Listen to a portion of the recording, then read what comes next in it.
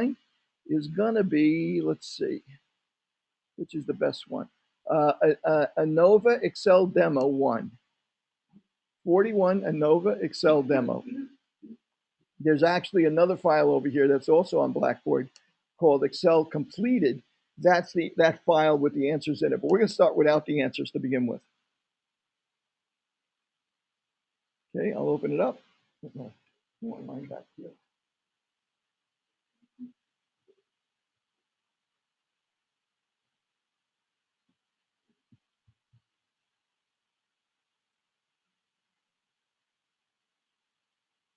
Let's see if I'm still here now. I guess I lost, what's that? It's under a class set, lab session, 003, 004 for tonight, under this section here, lab session 003 and 004. Let me see what happened to our, these are all Blackboard. I'm going to have to go back and log on again.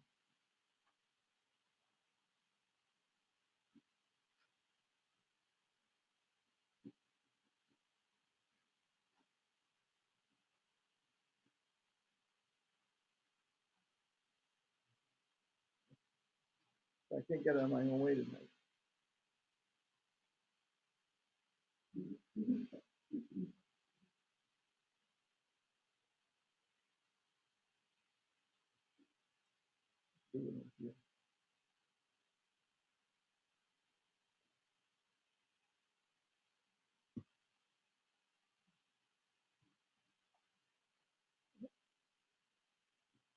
I already got a session going.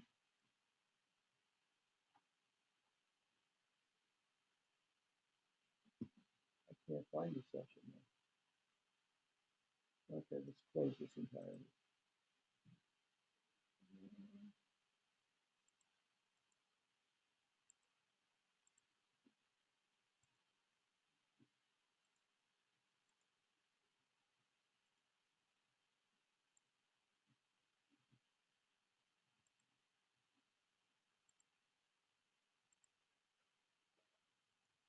Oh, there it is.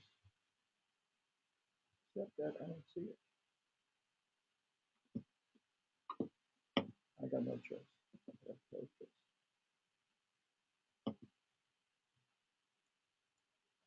Here we go. Okay. Okay. So have you guys? Were you guys able to find that file? Okay. Let's work this out. Okay. So what I'm looking for is a number that represents a variability for means and for the numbers within each group. What did we use when we worked with the mean? What did we use to calculate variability? What number did we calculate? We calculated standard deviation. But even before that, we calculated the variance, right? Which was just we got standard deviation taking the square root of the standard deviation. And even before that, we took sum of squares. The sum of squares is a measure of the variability. So we're going to use that sum of squares as a measure of the variability in this case. So let's take a look at this. Okay, so let's get started here. Let's see. Now, let's see. We've got Fred, Jim. So let me see here. Let me see if I got a better version of this.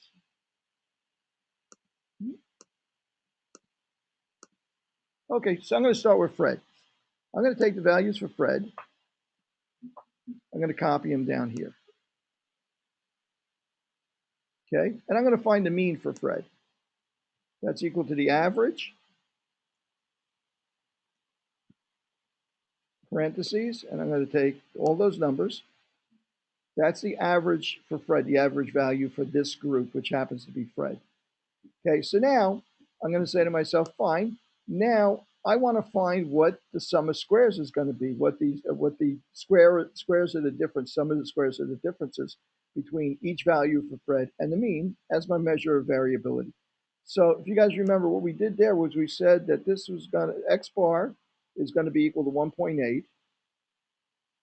I'm actually going to put 1.8 in there and then going to copy it down just to make our calculations a little bit easier. Okay, so whoops. Edit, fill down. Oh, you know what it's doing? I pasted it in as a link rather than as a number. I'm gonna put dollar and dollar. Hit enter. Oops, I missed that second dollar sign.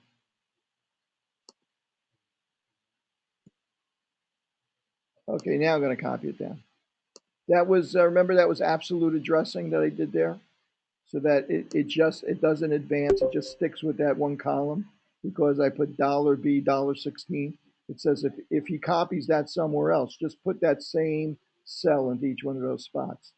Okay, so what's the difference between each value for Fred, 3, and the value for the mean for Fred? That's going to be equal to 3 minus 1.8 for this first cell. And then we're going to copy this down for all the other cells. Fill down.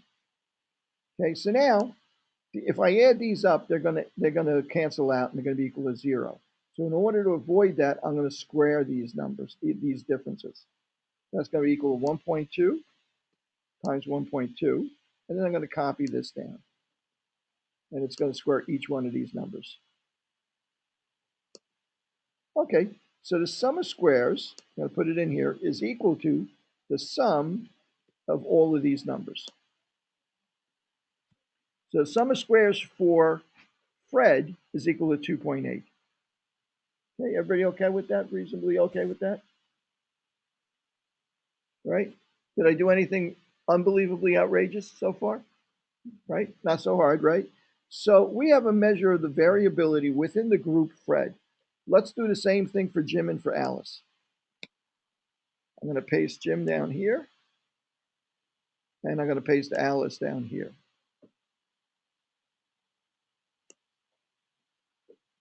Okay, again, I'm going to take the average, parentheses, for all 5 of these numbers. I'm going to then copy that in here equals. I'm going to click over here, but then I'm going to go back and I'm going to put a dollar sign. Whoops. I'm going to put an equal sign. I'm going to click in here so it's B24, but I'm going to put dollar sign in front of the B and a dollar sign in front of the 24. Come on.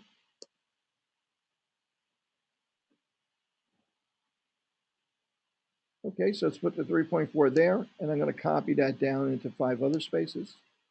Fill down. Then I'm going to find the difference between each value and the mean. 5 minus 3.4, and I'm going to copy that down.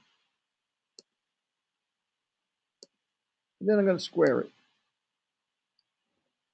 B19 times itself, and I'm going to copy that down. Okay, now finally I'm going to do the same. I'm going to find the sum of the squares.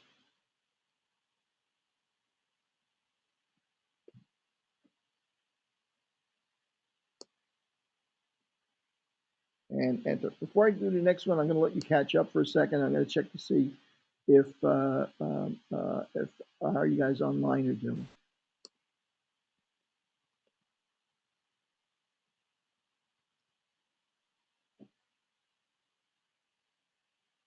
If I get any responses. Okay, great. Okay, great, Daniela. All right, so I am going to finally do this for Alice as well. Okay, the average.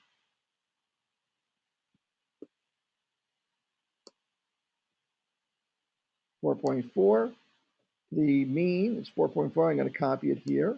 Then I'm going to put a dollar sign before the letter and before the number. So when I fill it down, it will copy that exact cell without advancing. And again, difference between the mean and each value. I'm going to fill down. And I'm going to go finally to here and square it. D27 times D27. We're squaring the difference. And we're going to do that for each one of the values. And I'm going to add them all up.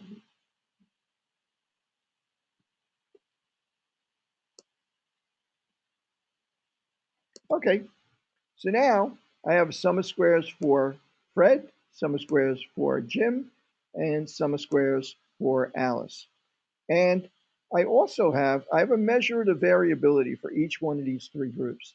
I also have the means, and I can see the variability between the means. I can see that the mean for Alice is highest, the mean for Fred is lowest. So I'm thinking that it's going to be easiest to prove that the mean for Fred is different from the mean for Alice than it is to be able to distinguish either one of them from Jim, who's in the middle, not that far apart from each other. But the variability for Jim is pretty small. The variability for for Fred rather, is very small. So I have some hope there for maybe Jim, demonstrating that Fred and Jim are different also. Okay, so let's move over here. So now, what's the sum of squares of the differences within each of these groups? Well, if I click in here, what you notice I've done is I've added E16, which was the sum of squares for the first group, E24, sum of squares for the second group, and E32, which is the sum of squares for the third group. Okay, 15. I added them together. Yes. Yeah, what I do? We have 17.2 for Oh, yeah? Let me see what Hang on a second. Where did I get this from? You have a 2. You have 2 right there. And I think it should be -2.4. Hang on a second here. 4. 2 should be negative. Yeah, negative 2.4. Maybe format cells. Maybe no. It's got. Let's see. New number. Okay. What happened here?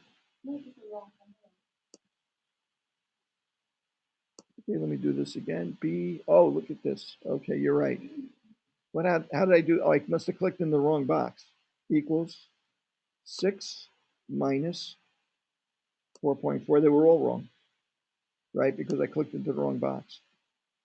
Oh no, you know what? The last one was wrong because it carried down past the list of the numbers there. It carried down. In other words, the first four worked because 4.4 was the mean for the next group anyway.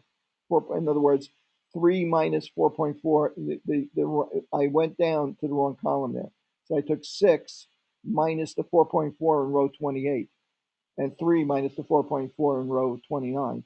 So they worked until the last one, but the last one didn't work because I was taking 2 minus a blank space, right? Because it had advanced too far.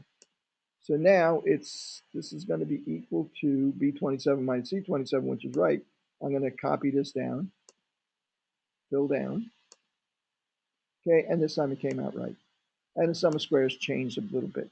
But the sum of squares is the sum of all of these squared differences between the means in each group. It's the variability for all of the numbers in all of the groups. So it's the variability, it represents a number for the variability for all of the groups, for all of the values, rather than the means themselves. So let's see what we got here. 25.2 is the sum of squares of the differences within all of these groups, all added together. How many degrees of freedom do you think we have here? Well, we have 15 numbers, right? And we have 3 groups. So the degrees of freedom is going to be equal to the number of subjects minus the number of groups. So how many groups do we have? 15, 3. We have 15 values, 3 groups. So it's going to be 12 degrees of freedom. So now the next box, I'm sorry I hit return there, so it came up like this that quickly. The next box says, well, let's average the degrees of the amount of differences within these groups, of variability in these groups, based on the number that are in there. Obviously, the sum of squares would be bigger for a example that had a lot more values within each group. So we want to we want to actually just look at the average sum of squares between the group within the groups. So we divide by the number of degrees of freedom. 12, 25.12 divided by 12 is equal to 2.1 is the mean number of the mean sum of squares within the groups. That's a number which represents the variability within all of the groups. And where does that go in terms of that F formula? Remember, what does that go on the top or the bottom? Right? Remember the variability within the groups? We wanted the variability to be small to make that number bigger, so it goes in the bottom.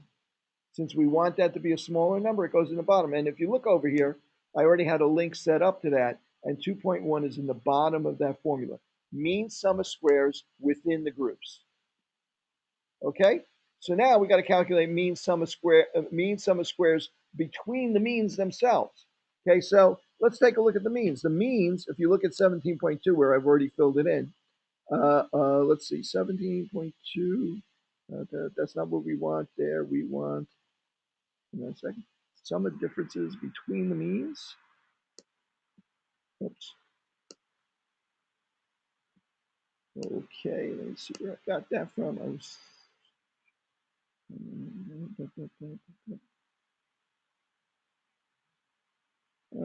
Where did that come from? Let me see.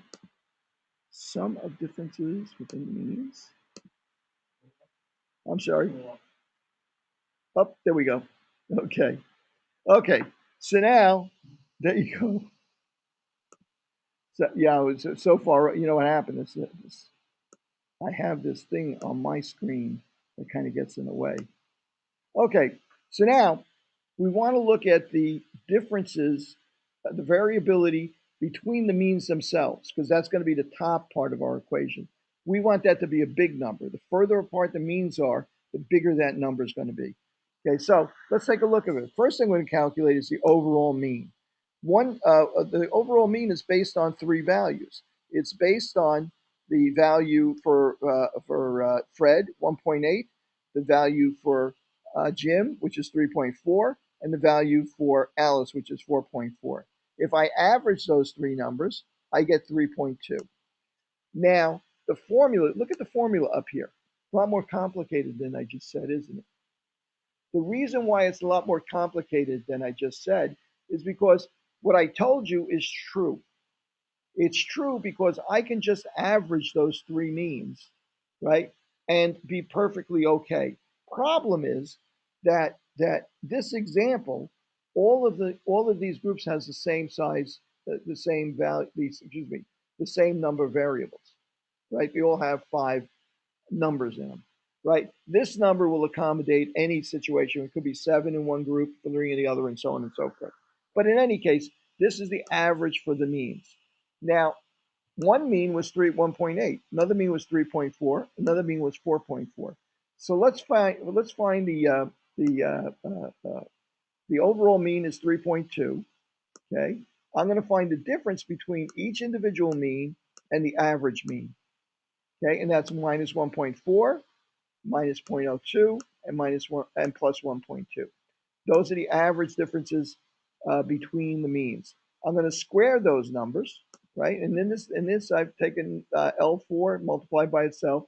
So we squared the differences between the means and the average overall mean for the entire population, entire groups here, all of the groups here. And I've squared them, and I'm gonna now I also, since the values can be different for the different groups, I'm going to multiply that by 5 so that I represent each value in each of the same groups. Okay, so I get the differences squared, the total differences squared, or the total sum of squares comes out to be 17.2.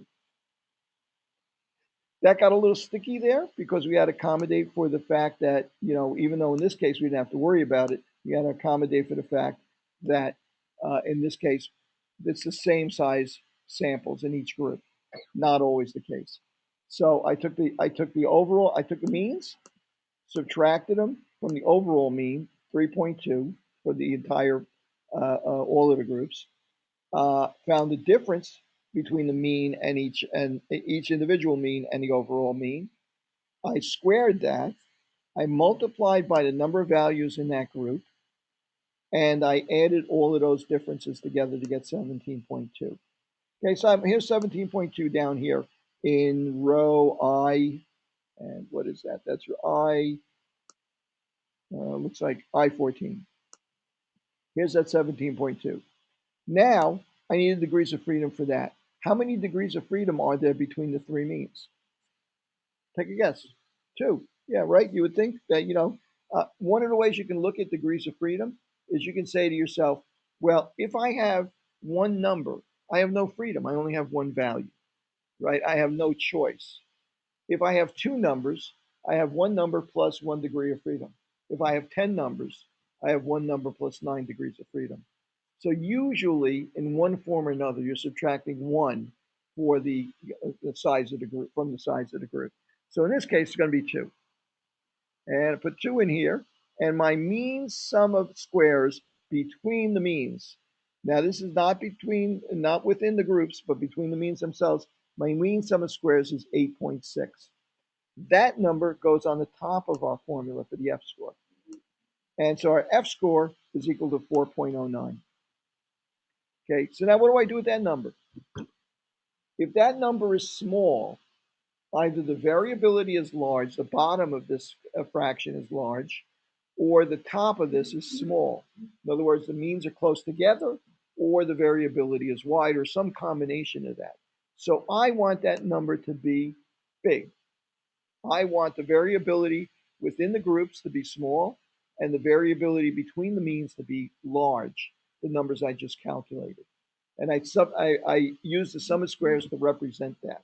So I need that number to be large. How large do I need that number to be in order to reject the null hypothesis that all of the, let's talk about that for a second. What's the null hypothesis here? What are we comparing again? Just like the t-square, we're comparing t-score, we're comparing means, right? So our hypothesis is that the means of all of these groups are the same. If we're doing a t-test, we're saying the means of group 1 and group 2 are the same. Mean of group 1 is equal to the mean of group 2. In this case, we're looking at three groups, and we're saying the mean of group 1 is equal to the mean of group 2 is equal to the mean of group 3, or all the means of all the groups are the same. What's our alternative hypothesis? That they're not equal. Do they all have to be not equal? No, we don't know that, do we? In order to reject the null hypothesis, all we need to prove is that any two of them, or three, or four, or whatever, are different. Not all of them. When we get into SPSS, we're going to take a closer look at this. All this is going to tell us right now is whether or not the means are the same or they're different. Not which ones are different, right? You can kind of deduce that, because we got to look at kind of like how far, which one was the smallest mean, which was the biggest mean. So you kind of think maybe that's most likely, right? And we got to look at the variability within each of the groups. So maybe you got another hint, right? But interestingly enough, we're using nothing but the variabilities to determine whether the means are the same or different, right? So that's a pretty interesting way of like deducing whether or not they're really different. Okay, so now I found an F score based on my mean of squares between, which is the top, and mean sum of squares within the groups, which is the bottom. I got my ratio, my F score, which is 4.09. What do I need to compare that to tell whether it's big enough to reject that null hypothesis? What do I need to know? Critical value, Bing, I love that word. You need to know the critical value, the number that F has to be to have less than 5% chance of being wrong, being so far out. Remember that curve we just looked at? Right? You got to be so far out on that curve that there's only 5% of the area of that curve left or less where that F score is. So that's how big that F score is. That's going to differ depending on the degrees of freedom. How many degrees of freedom we have here? Let's go and take a look at this. Let me find my ANOVA table. Agresti, I think I got Agresti. Here we go. I'm going to pull up the ANOVA table. Okay, how many of this is the first time you've ever seen an ANOVA table? Okay, good. Okay, so now we got degrees of freedom here, right? We got degrees of freedom here, on this side, and we got degrees of freedom here on this side, right? So now, let's see what we're going to do here. Okay, so now, how many degrees of freedom do we have in our between our means? We had two, right? Okay, so we have two. Okay, this goes up 1, 2, 3, 4, 5, 6, 7. These numbers go up, like to 24 and so on and so forth. These numbers go up a lot higher. So I'm thinking the numbers on this side represent the degrees of freedom within the groups, and the numbers on the top row represent the degrees of freedom between the means, right? Does that make sense to you? Like, in other words, if I look at this chart, it's not really intuitive. I can't tell. It says DF1 and DF2 over here for degrees of freedom 1 and degrees of freedom 2, but on the table itself, it doesn't tell you what they mean. One of these degrees of freedom is the degrees of freedom between the means. Remember when we calculated that just now? What was it between the means? It was 2 degrees of freedom. There were 3 means, so between the means was 2. And within the groups, it was 15, which is it's always going to be bigger within the groups because that represents the number of values that you have that are from your sample minus the number of groups. So that's always going to be a bigger number. So intuitively, you can tell that the row across the top represents degrees of freedom between the means. For us, it's 2, and degrees of freedom on this column represents degrees of freedom within the groups themselves. What were those degrees of freedom? 12. 15 minus 3, 12. So what does our critical value of F, or the analysis of variance, have to be? 3.89. Can I reject the null hypothesis? I can, because my value for F, for analysis of variance, is bigger than the critical value of F. If you get a value of analysis of variance, that's exactly a sample that's exactly like this, the same number of means. If you had gotten exactly 3.98, what's the probability that you would be wrong if you reject the null hypothesis? It would be exactly 0.05. So if the number is bigger, it's less than 0.05. Right? Who's going to ask me whether if it's exactly 2.98, 0.05, you're rejecting the hypothesis or not? Everybody asks me that every semester. It's kind of we've gone through this before, right? Catch 22 and the 102 degrees and so on and so forth. Typically, you'd reject the null hypothesis if you weren't even close because you want to be able to publish it, but that's okay, right? So any of any of the numbers in this table represents for that number of degrees of freedom between the mean or within the groups what you need that number to be exactly 5% chance of being wrong or 95% certainty of being right, right? So if your number is bigger than that, there's less than 5% chance of being wrong. You reject the null hypothesis. Your probability of being wrong is less than your alpha. Okay. What have we done here? We did nothing but arithmetic here, right? Did we do anything that was more complicated than arithmetic here? It's a little confusing because of all the ways we use the numbers. What I just did with Excel is recorded exactly step by step. What I just did is in that second video.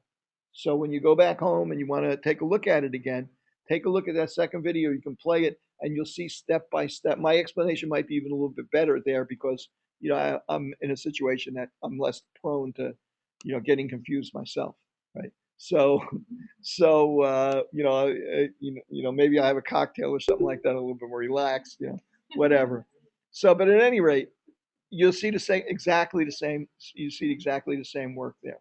Okay, so now what do we not know? Now that we know we can reject the null hypothesis, we reject the null hypothesis that the means are all equal to each other. We accept the alternative hypothesis that there's at least one mean that's different. What do we not know now? Which one or which ones are different? Like, for instance, it looks pretty clear that Fred is going to be different than Alice, right? Because they're the furthest apart. That looks pretty likely. What about, is Fred different enough from Jim to say that he's different? Is Jim different enough from Alice to say that those two are different? We really don't know that at this stage, do we? So in order to do that, we do another analysis, right? We do an extra set of tests after the fact, after we've proven that there is a difference between at least two of these with less than 5% chance of being wrong. After we've shown that, now we do after that fact we do some more tests. How do you say after the fact in Latin? Post hoc. We do post hoc tests. It's Latin for after the fact. Okay?